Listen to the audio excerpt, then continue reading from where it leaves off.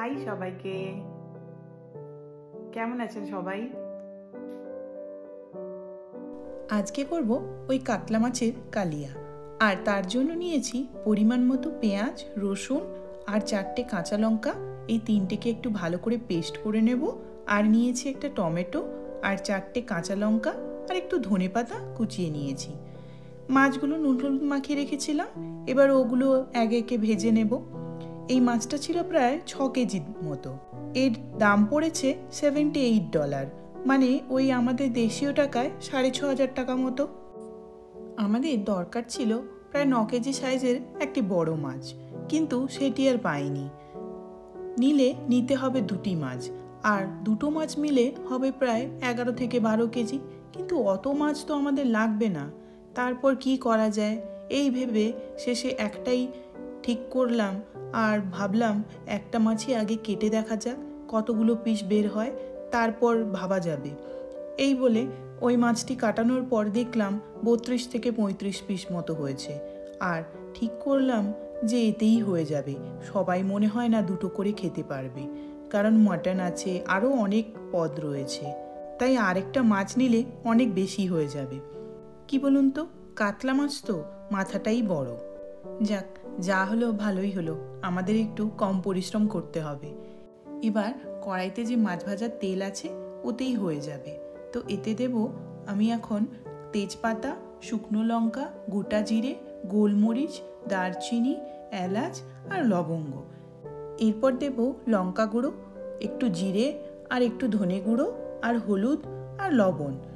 আর এবার দেব আগে থেকে পেস্ট করে রাখা পেঁয়াজ, লঙ্কা আর রসুন। এরপর এটাকে খুব ভালো করে কষাবো। কষাতে গিয়ে গোটা ঘর বাড়ি ধোঁয়া হয়ে গেছে। আর এতগুলো মাছ ভেজে রেখেছি তো, গোটা ঘরময় মাছের গন্ধ।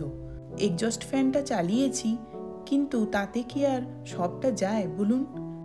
একটু যে বাড়ির দরজা জানলা খুলে দেব তার উপায় নেই। বাইরে তো এখন ভীষণ ঠান্ডা, প্রায় -2। ওই যে আগের ভিডিওতে দেখিয়েছিলাম কি বাজে ওয়েদার ছিল। এখন রাত 9:30। আজ রান্নাটি করে রাখছি, কারণ সকাল হলেই যে বেরোতে হবে। ওই বেরোবো দুপুর 11টা থেকে 12টার মধ্যে। আর ঠিক করেছি সবাই পরবো শাড়ি। কাল পয়লা বৈশাখ উদযাপন বলে কথা, শাড়ি না পরলে হয় বলুন? আর সকালে উঠে এতগুলো মাছ ভাজা করে রান্না করতে করতে অনেক বেলা হয়ে যাবে, তাই আজ রাতেই সেরে ফেললাম রান্নাটা। এবার কষানোর সময় ঢাকনা খুলে দিয়েছিলাম কেটে রাখা টমেটো, আর তারপর কষিয়ে ওটার মধ্যে দিয়েছিলাম কিছুক্ষণ পরে ওই ফেটে রাখা টক দই। এটি দিয়ে ভালো করে আবার একটু ঢাকা দিয়ে এটাকে প্রায় এখন আমি 4-5 মিনিট মতো আরও ভালো করে কষিয়ে নেব। এবার আমি এর মধ্যে দিয়ে দেব পরিমাণ মতো লবণ আর 1 চামচ চিনি দিয়ে আবার এটাকে একটু কিছুক্ষণ কষাবো। তারপর ঢাকনা খুলে এর মধ্যে আমি দেব পরিমাণ মতো জল, আর জল দেওয়ার পর এটি ফুটে উঠলে দিয়ে দেব ভেজে রাখা মাছগুলো। আর তার সঙ্গে দিয়ে দেব কিছুটা ভেজে রাখা গরম মশলা আর কুচনো ধনেপাতা আর কটা কাঁচা লঙ্কা। ব্যাস, ওভেনটা বন্ধ করে দেব। হয়ে যাবে আমার কাতলা মাছের কালিয়া। এই মাছ মাংস রান্না করলে গ্যাসপত্র খুব নোংরা হয় বলুন? যাই, এবার এগুলো পরিষ্কার করব আর বাড়িতে একটু রুম ফ্রেশনার দেব। আসি তাহলে আজকের মতো। দেখা হবে আপনাদের সঙ্গে পরের ভিডিওতে। সবাই ভালো থাকবেন। ও হ্যাঁ, রান্নাটি কেমন হলো জানাবেন কিন্তু সবাই।